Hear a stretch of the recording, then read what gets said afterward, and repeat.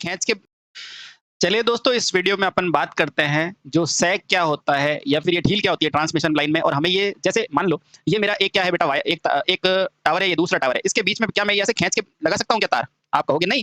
क्यों? क्योंकि आपको पता है बेटा हमारे हाथ में सिर्फ ऊर्जा को बनाना है, यानी कि परिवर्तित करना है, ऊर्जा को बनाना भी हमारे हाथ में नहीं है। इसलिए ध्यान रखना बेटा, कभी गर्मी का मौसम होगा, कभी सर्दी का होगा, तो बेटा क्या होगा, सैग इस तरह से खींचेगा, लंबा होगा। इसलिए बेटा हमें इस सैग को समझना जरूरी होता है। ठीक है, आराम से समझते हैं। अब हमारा जो टॉपिक है वो इस चालक तार की सैग के ऊपर है, तो इसे कहते हैं बेटा सिरोपरि लाइन में ढील। सिरोपरि लाइन में ढील बेटा इसे इंग्लिश में बोलते हैं सैग इन ओवरहेड लाइन। Overhead line. सबसे पहले तो यही होता है कि आखिर इस सैग को हम पढ़ते क्यों हैं, आखिर ये सैग को पढ़ने की जरूरत क्यों है ना? क्योंकि हमें पता है बेटा मौसम कभी भी एक जैसा नहीं रहता है कि नहीं? कभी सर्दियां, कभी गर्मियां। गर्मी होगी तो धातु ही तो है बेटा, गर्मी होगी तो आपको पता है ये ठोस किस में बदल जाता है बेटा, ये तार है, ये तार क्या है, ठोस है। ये पलट के किस में होता है, द्रव में, यानी कि द्रव जैसी प्रकृति में। तो बेटा ये क्या होता है, थोड़ा सा क्या होता है, लचीला हो जाता है। उसी तरह अगर सर्दियां आ जाएगी तो बेटा इसके अंदर क्या हो सकता है, खिंचाव आ सकता है। इसीलिए बेटा हम क्या करते हैं, इस ढील को पढ़ते हैं। ठीक है, तो अब पढ़ते हैं क्या होती है, चलिए जानते हैं। तो वातावरण में होने वाले परिवर्तन से बेटा क्या होता है, इन सिरोपरि लाइनों पर भी प्रभाव पड़ता है। तो लिखना, जैसा कि हमें ज्ञात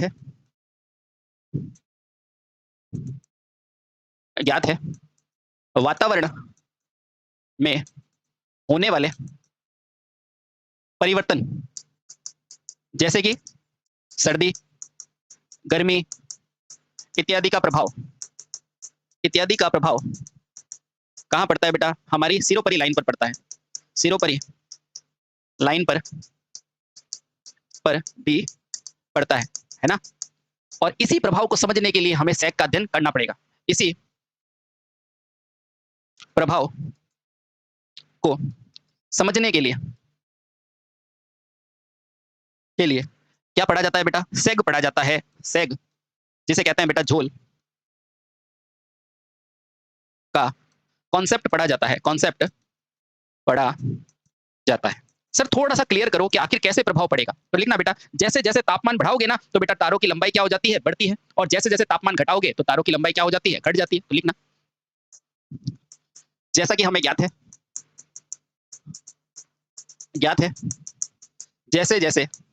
जैसे जैसे क्या होगा, तापमान बढ़ता है क्या होता है, तो तारों की लंबाई क्या हो जाती है बेटा, बढ़ जाती है। बढ़ती है कि नहीं, क्योंकि धातुओं में प्रसार का गुण होता है, बढ़ती है। उसी प्रकार सर्दियों में, या जैसे जैसे ऐसे लिखो, उसी प्रकार यदि तापमान कम होता है तो क्या हो जाता है बेटा, धातु सिकुड़ने की कोशिश करती है तो लंबाई कम हो जाती है। तो तारों की लंबाई भी क्या होती है, कम हो जाती है। बिल्कुल सही बात है ना? और यही प्रभाव बेटा क्या होता है, इसी प्रभाव को हम क्या कहते हैं, ढील द्वारा समझते हैं। ठीक है, अब ध्यान रखो, मान लो बेटा, आप मान लो कि ये जो है ना तापमान बढ़ने के कारण तार की लंबाई बढ़ गई है ना, इधर आना। मान लो, अरे क्या हो गया, मान लो बेटा ये आपका एक टावर है, ठीक है, ये आपका दूसरा टावर है, ठीक है सर। इस टावर के ऊपर तार लगे हुए हैं, मान लो 3 फेस लाइन है, ऐसे ही होंगे, आप कहेंगे हाँ। मान लो बेटा यहाँ तापमान बढ़ा, क्या बढ़ा बेटा, तापमान बढ़ा, तो तापमान बढ़ती तारों की लंबाई बढ़ेगी। तो बेटा ये लंबाई बढ़ के इस तरह से आ गई। तो बेटा थोड़ा सा बढ़ा तब तो ठीक है, लेकिन मान लो ये लंबाई ज्यादा ही बढ़ गई तो ये और ये लाइन शॉर्ट नहीं हो जाएगी। आप कहोगे हाँ सर, ये लाइन क्या हो गई बेटा, शॉर्ट हो गई। शॉर्ट होने का मतलब क्या है, एक लाइन का दूसरे से मिलना, एक से दूसरे का मिलना। और बेटा इस लाइन के शॉर्ट होने से हमारा क्या होता है बेटा, दोष उत्पन्न हो सकता है। होगा कि नहीं होगा, दोष हो जाएगा। कब, अगर जैसे जैसे तापमान बढ़ेगा वैसे वैसे लंबाई क्या होगी, बढ़ेगी। और लंबाई बढ़ने से बेटा क्या उत्पन्न होता है, दोष उत्पन्न होता है। हुआ कि नहीं हुआ? आप कहेंगे बिल्कुल। तो बेटा ये दोष उत्पन्न ना हो जाए इसलिए हम सैग को पढ़ते हैं। अब ये होता क्या है, आइए पढ़ते हैं। अब ये होता क्या है, चलिए जानते हैं। ठीक है, अब आराम से देखो, मान लो बेटा ये क्या है, आपके टावर्स है। आप कहेंगे हाँ सर अभी तो बताया। चलिए ये एक दूसरा टावर है, ये मान लो अभी समान ऊंचाई पर है, ठीक है। मैं कहूंगा बढ़िया बात है, ठीक है। चलिए ये दोनों क्या है, टावर है। अच्छा, पहला तो ध्यान रखना, सबसे पहले क्या हमेशा टावर ऐसे सीधे क्रम में रहेंगे? आप कहोगे नहीं बेटा, इनमें कुछ ना कुछ क्या होता है, झोल होता है, कुछ ना कुछ क्या होता है, तनाव होता है, ठीक है। नहीं, आप कहोगे बिल्कुल सही है ना? अब यहाँ से 2 चीजें ध्यान रखना बेटा, यहाँ से यहाँ तक की लंबाई पूछी जाती है, उसे क्या कहते हैं, नंबर 1 चीज। अब तार कौन सा है, ये है, तो ध्यान रखना बेटा, इस अर्थ से लगाकर इसकी लंबाई भी पूछी जाती है। आपको सिर्फ इनका भी नाम याद होना चाहिए। जल्दी से बताओ बेटा, यहाँ से यहाँ तक की जो लंबाई होगी, यानी कि इस तार से लगाकर इस तार की जो लंबाई होगी, उसे ही बोला जाता है बेटा क्या? स्पान। क्या बोला जाता है? स्पान। ये दरअसल बेटा क्या है? लंबाई का ही रूप है। अब जब मैं आईई रूल पढ़ा रहा हूँगा तो मैं आपको बोलूँगा क्लीयरेंस। क्या बोलूँगा? क्लीयरेंस। तो ध्यान रखना बेटा, क्योंकि ये क्लीयरेंस यानी कि जगह किसके बीच से? ग्राउंड से है बेटा, इसीलिए इस लंबाई को क्या बोला जाता है? Ground clearance.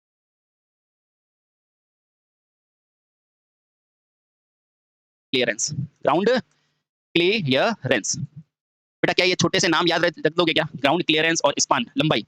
ठीक है, बहुत बढ़िया। ठीक है, और ये जो बेटा ये जो है ना, ये जो पार्ट, इसको कहते हैं झोल या सैग। क्या कहते हैं? सैग। बोलो कोई दिक्कत? नहीं सर, कोई दिक्कत नहीं। वापस समझो बेटा, ये तार से इसकी दूरी क्या कहलाती है? ग्राउंड क्लीयरेंस कहलाती है। क्वेश्चन पूछा जाता है, तार से ग्राउंड तक की दूरी क्या कहलाएगी? Ground clearance. और तार से तार की तक की दूरी, जहाँ पे बेटा ये जो अपने क्या लगे हुए हैं? टावर लगे हुए हैं, खंबे लगे हुए हैं, इनकी दूरी को क्या बोला जाता है? स्पान बोला जाता है, लंबाई। क्या बेटा यहाँ तक कोई तकलीफ है क्या? आप बोलोगे नहीं। ठीक है, बहुत सही। अब दो खंभों के बीच में जो आवश्यक ढील है ना बेटा, इसी को क्या कहेंगे? सैग। तो अगला पॉइंट लिखो यहाँ से, दो खंभों के बीच आवश्यक यानी कि रिक्वायर्ड आवश्यक ढील को ही क्या कहते हैं साथी? को ही क्या बोला जाता है? सैग कहा जाता है। सैग कहा जाता है। आराम से पढ़ना, देखो हर चीज बेहद इंपॉर्टेंट है। यहाँ से एक छोटा सा न्यूमेरिकल है, वो मैं आपको समझाने की कोशिश करूंगा। ठीक है, यहाँ से एक ढील और सैग का सूत्र आता है, उसको पकड़ो पहले तो। ढील या सैग, पहले तो जैसा मैं कह रहा हूँ वैसे याद करो। बोलो बेटा, WL²/8T। अच्छा सर, ये टी क्या है? मेरी बात सुनो, टी मतलब होता है क्या? टाइगर? नहीं, तनाव। टी मतलब क्या होता है? तनाव। किसका तनाव? तो बेटा जब ये तार खींचेगा ना, अब गर्मी आ गई है, तो गर्मी आती है बेटा, आपको ही पसीना आता है, तो ये तो क्या है? ये भी धातु है ना, अपने में भी धातु है। तो ये क्या होगी बेटा? क्या होगी? थोड़ा सा फिसलेगी, यानी कि अपनी लंबाई को बढ़ाएगी। तो बढ़ाते बेटा तनाव बढ़ेगा कि घटेगा? घटेगा। बहुत बढ़िया। मान लो सर्दी आ गई तो बेटा सिकुड़ेगा, बिल्कुल सिकुड़ेगा। तो ये जो होता है ना, ये कहलाता है तनाव। क्या कहलाएगा? तनाव। अब क्योंकि इसको तनाव तो कहोगे नहीं, तो क्या कहोगे? अच्छी लैंग्वेज में क्या कहोगे? Working tension. क्या कहोगे? Working tension. बहुत बढ़िया। तो यहाँ से कहाँ चले गए अपन? यहाँ से टी। तो ये क्या होता है बेटा? कार्यकारी तनाव। कार्यकारी तनाव। अब उसके बाद ये एल क्या है? L for loyal? नहीं, एल फॉर है बेटा इसकी लंबाई। क्या है? लंबाई। लंबाई का मतलब क्या होता है भैया? सर्दी होगी तो क्या होगा? ये खींचेगा, लंबाई कम होगी। गर्मी होगी तो क्या होगी? प्रसारित होगी, क्योंकि धातुओं में क्या होता है? प्रसार का गुण होता है ना? तो ये क्या है बेटा? लंबाई। अब मुझे बताओ सर, ये 8 क्या है? 8 तो 8 ही है ना? अब ये W क्या है? W मतलब भार। किसका भार? वापस आओ पीछे। ये कंडक्टर है, तो बेटा ऐसा तो है नहीं कि ये बिल्कुल ही कंडक्टर में कुछ नहीं होगा। तो कंडक्टर में पदार्थ है, दुनिया की हर चीज पदार्थ से मिलकर बनी है। तो ये क्या है बेटा? भार। इसे क्या कहते हैं? भार कहते हैं। बोलो सही, बिल्कुल सही। अब यहाँ से बेटा क्या है? एक क्वेश्चन है जो मैं आपको करा देता हूँ। ये भार क्या है बेटा? प्रति मीटर। चलिए, अब इस फॉर्मूले से अपन क्या करेंगे? एक छोटा सा क्वेश्चन करेंगे, ताकि आपको सारी चीजें समझ में आ जाएगी। आ जाओ। चलो, ये तो बन नहीं रहा अपने से, तो अपने देसी में लाइनें खींच देते हैं। ये लो, चलो आओ। अब देखो, यहाँ से एक क्वेश्चन बनता है, वो क्वेश्चन अपन कर लेते हैं। आपके क्वेश्चन आया था ये यूपीपीसीएल की परीक्षा में, कि यदि किसी सिरोपरि यानी कि ओवरहेड लाइन में दो खंभों का स्पैन, अब स्पैन का मतलब समझ गए? आ जाओ। स्पैन का मतलब क्या होता है? ये, ठीक है, जहां टावर का जो पॉइंट मिल रहा है ना, वो स्पैन कहलाता है। ठीक है, चलो, दो खंभों का स्पैन क्या है? 60 मीटर है। 60 मीटर है। चलिए, बहुत बढ़िया। आगे क्या कह रहा है? इसमें लगे तार का भार कितना दे रखा है? तो बोलोगे 150 किलोग्राम प्रति मीटर, या किलोमीटर दे दो, चलो कितना है? किलोमीटर है। बहुत बढ़िया। आगे क्या कह रहा है? यदि तनन बल, बेटा तनन बल को बोलते हैं टेंसाइल फोर्स, है ना? हाँ, तो कितना होता है? 300 किलोग्राम है। बहुत बढ़िया। अब जब ये किलोग्राम सारे एक ही जाति के हो गए, ठीक है, चल जाएगा। किलोग्राम है, तो बताएं क्या बताना है सर?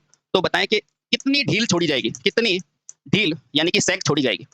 सैग छोड़ी जाएगी। अब आपको कुछ नहीं करना है, ज्यादा दिमाग नहीं लगाना है। सिंपल सा फॉर्मूला क्या बताया है? आप आईटीआई में है, इतना ही समझे। ठीक है, आप फॉर्मूले पे आओ। एस मतलब क्या होता है? सैग। सैग मतलब ढील। फॉर्मूला बोलो बेटा, WL²/8T। सीधा अर्जुन की आंख पे निशाना होना चाहिए। सबसे पहले आपको क्या क्या दे रखा है? भार। ये W मतलब क्या बताया? भार। ले आओ भैया, कितना है? 150। उसके बाद अब देखो, ये L क्या है? दूरी, और दूरी को क्या बोलते हैं? स्पैन, लंबाई। तो क्या हो जाएगा? 60 × 60। क्यों? क्योंकि L² है, दो बार लिखोगे तो L² बटे में 8 को लिखो 8। टेंशन कितना है? तनाव कितना है? जल्दी से बताओ। तो आप कहोगे 300। कितना है? 300। कहाँ गया? चलो, 300 ये रहा तनाव बल, 300। अब देखो, और कोई चीज है आपके पास देखने के लिए? तो आप कहोगे नहीं। अब जल्दी से बताओ, इसका आंसर क्या हो जाएगा? जल्दी से बताओ। आपने लिख दिया, पर एक चीज नोट करो, यहाँ पर मैंने आपको क्या बताया था? ये भार किसमें होना चाहिए? प्रति मीटर में। अब एग्जाम में बस इतना सा गेम किया है, इसने क्या लिखा है? प्रति किलोमीटर में। बस इसको चेंज कर दो। क्यों? क्योंकि 1 किलोमीटर में बेटा कितने मीटर होते हैं? 1000 होते हैं कि नहीं होते हैं? बस कुछ नहीं करना है इसमें, 1000 का क्या कर दो? भाग कर दो। जिसने ये कर दिया, उसकी ज्वाइनिंग आ गई, बाकी सब अगली बार पढ़ेंगे, है ना। तो देखो ये क्या करो, ये 6 से इसको काटा तो कितना हो जाएगा 50 में, ठीक है। हाँ, अब 5 से इसको काटोगे तो कितनी बार कट जाएगा, 3 बार कट जाएगा। अब बच्चे वो सब लिख दो। तो s बराबर क्या हो जाएगा, ये हो गया 18 और नीचे क्या बचा है 8। अब इसको कर देना, ये आपका क्या आ जाएगा, आंसर आ जाएगा, ठीक है। चलिए, तो इस तरह हमने क्या समझा कि हम किसी भी ट्रांसमिशन लाइन की क्या निकाल सकते हैं, सेग निकाल सकते हैं, डील निकाल सकते हैं, कितने मीटर पे उसको क्या रखनी पड़ेगी, डील, ठीक है। बहुत बढ़िया। चलिए, तो इसके बाद हम क्या करेंगे, इसके बाद हम क्या करेंगे, अब देखो बेटा थोड़ा सा इसमें देखना, यहाँ पे जब इसको डिवाइड करोगे ना तो आंसर क्या आ जाएगा, आपको एग्जैक्ट आंसर लिख देता हूँ 0.225 और आंसर किसमें आएगा, मीटर में, ठीक है। कर लोगे, बहुत बढ़िया। अब देखना आराम से चलो, यहाँ केवल ट्विस्ट क्या था, ये रहा, ये क्या है प्रति किलोमीटर और अपन को क्या मानना है प्रति मीटर, इतना आप समझ लोगे तो बेटा काम हो जाएगा। ये क्या है, भार प्रति मीटर है, समझ में आया, आया, ठीक है। चलिए, बहुत बढ़िया। अब देखना बेटा, अब क्या समझेंगे, अब यहाँ तक कि हमने सोच लिया कि भैया हमें ढील भी देना पड़ेगा, ये भी हमें जान लिया।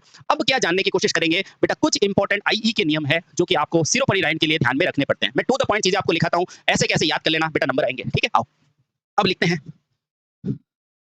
सिरोपरी सिरोपरी सिरोपरी सिरोपरी सिरोपरी लाइन से संबंधित कौन से नियम बेटा, आईई नियम, आईई नियम। अभी बताता हूं बेटा, टू द पॉइंट पढ़ाऊंगा मैं, 2 मिनट आप रुक जाओ, आपको हर चीज क्रिस्टल क्लियर दिखेगी, ठीक है। सबसे पहले मैं आपको पहला नियम बताता हूं, इसमें कौन कौन से नियम लगते हैं। तो बेटा बड़े बड़े अक्षरों में लिखना, सबसे पहले लिखना आईई नियम 77। क्या होता है वो बात की बात है, पहले ये दिल में होना चाहिए आपके, 77। उसके बाद आपको पढ़ना है 79, फिर उसके बाद आपको क्या पढ़ना है, आईई नियम 80। पहले बेटा नियम याद होंगे तभी तो उसके अंदर की चीजें याद होगी। 79, 77, फिर 79, फिर 80, फिर उसके बाद 85 और लास्ट के अंदर 88। अब इसको देख के बेटा कुछ याद आ रहा है आपको, आईई नियम 88 बिल्कुल किससे संबंधित है, क्रेडल से संबंधित है, पढ़ाया था ना, पढ़ाया था। 665, 635, ठीक है। चलिए, अब देखना बेटा कुछ इंपॉर्टेंट चीजें हैं, उसको मैं आपको बताता हूँ, ठीक है। चलिए, अब पहले समझते हैं बेटा आईई नियम 77 क्या कहता है। आईई नियम 77, आराम से पढ़ना बेटा, जल्दबाजी मत करना, है ना। चलिए, आईई नियम 77 क्या कहता है, ठीक है। सबसे पहले तो यहाँ लिखो क्रम संख्या, बहुत बढ़िया। यहाँ लिखो सर विवरण, यानी कि ये किससे रिलेटेड है वो चीजें, और लास्ट में लिखो बेटा न्यूनतम ऊंचाई। जैसा कह रहा हूं बेटा वैसा करना, कभी नहीं भूलोगे, न्यूनतम ऊंचाई, बहुत बढ़िया। चलिए, सबसे पहले आईई नियम 77 क्या करता है, ये बताता है कि सिरोपरी लाइन से निचले तार की न्यूनतम ऊंचाई क्या होगी। वापस आओ बेटा, मान लो बेटा ये तार है कि नहीं, तो इसका जो सबसे निचला तार है इसकी ऊंचाई क्या बताएगा, आईई नियम। वापस समझो, सिरोपरी लाइन के निचले तार की भूमि से ऊंचाई को कौन बताता है, आईई नियम 77। तो लिखना, यह नियम सिरोपरी लाइन के सबसे नीचे, सिरोपरी लाइन के सबसे नीचे के तार की ऊंचाई बताता है, ऊंचाई बताता है। मैं कहूंगा बिल्कुल सही बात है, बता दीजिए, ठीक है। क्या सर ये लाइन समझ में आई आपको, ये देखो लाइन के सबसे नीचे वाला, ठीक है। अब ये जो सिरोपरी लाइन होगी बेटा क्या होगी, या तो सड़क को पार करेगी या फिर क्या करेगी बेटा, सड़क के साथ स्थापित की जाएगी। तो सुनना, पहला सड़क के आर पार, सड़क के आर पार, इसका मतलब क्या है कि मान लो सर ये मेरी सड़क है, ठीक है, ये सड़क के आगे जेब्रा क्रॉसिंग बना देता हूं ताकि आपको देखने में सुविधा हो।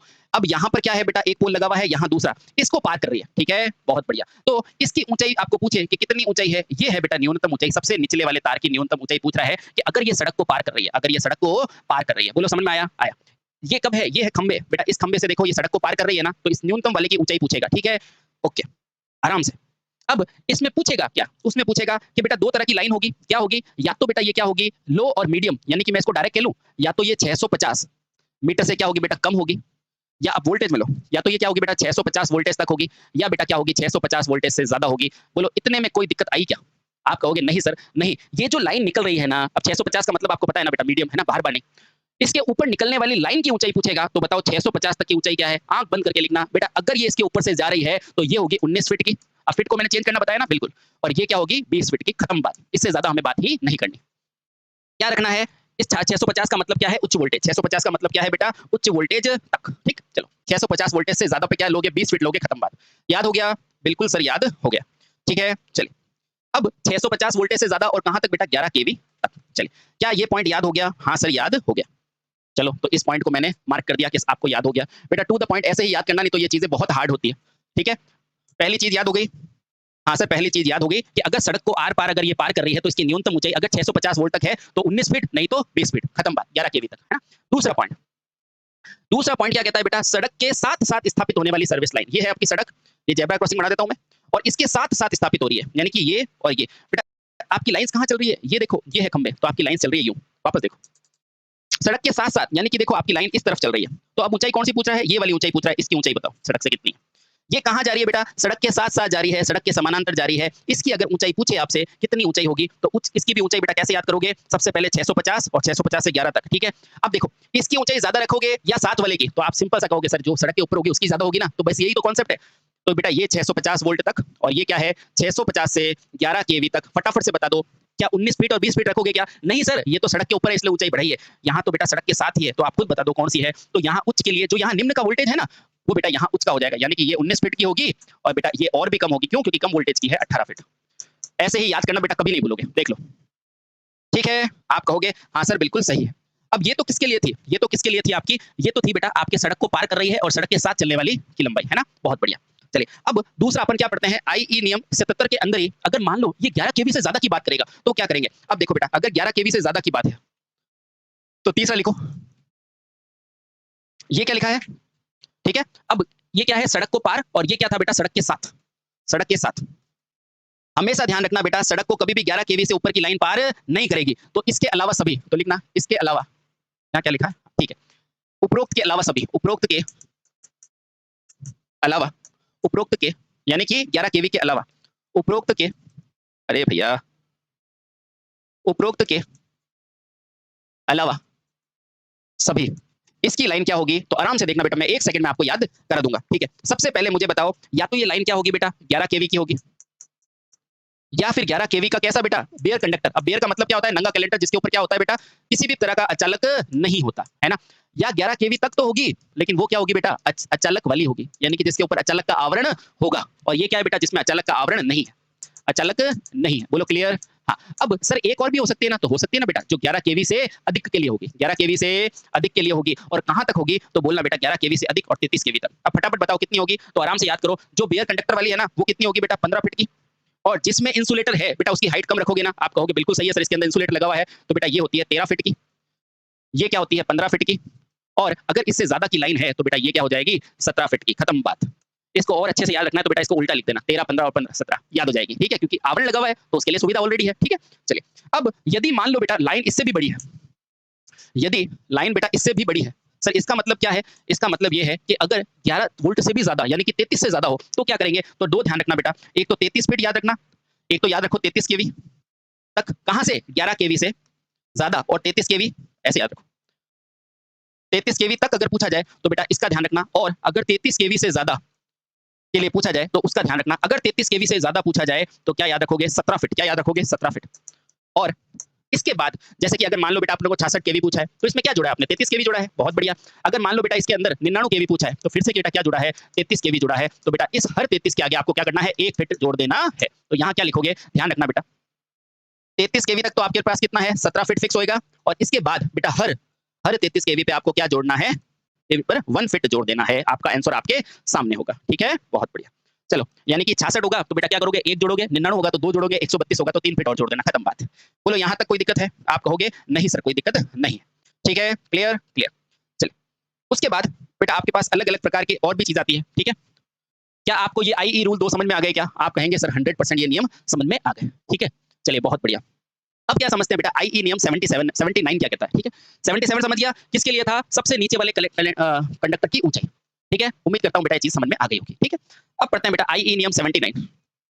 आईई 79 ये क्या बताता है? तो बेटा ध्यान रखना, ये आपको क्या बताएगा? निम्न और मध्यम से सिरोपरि लाइन की छत से ऊंचाई को बताएगा। क्या बोलेगा? यह नियम निम्न तथा मध्यम लाइन की छत से ऊंचाई को बताता है। बहुत आसान है बेटा, 1 सेकंड में याद हो जाएगा। ऊंचाई को बताता है। वैसे ये सारे नियम बेटा अपन आईई रूल में पढ़ेंगे, लेकिन अभी आपको थोड़ा सा ब्रीफ कर लो, ठीक है। चलिए अब यहाँ पर क्या पूछेगा? सबसे निचले चालक की ऊंचाई पूछेगा और बेटा भवन से 37 दूरी पूछेगा। मान लो बेटा यहाँ पर आपका भवन है, ठीक है, और यहाँ पर बेटा आपका चालक तार जा रहा है, या मान लो ऐसे जा रहा है। एक तो ये दूरी पूछेगा और एक बेटा इसकी ऊंचाई ऐसी वाली पूछेगा, है ना। जब ये भवन से आपको 37 दूरी पूछे तो वो कितनी होनी चाहिए? 4 फीट होनी चाहिए। ये कितनी होनी चाहिए बेटा? 4 फीट। और इस दूरी को क्या कहते हैं? अगर ये भवन है ना तो बेटा इसे कहते हैं 36 दूरी। क्या बोलते हैं? 37 दूरी।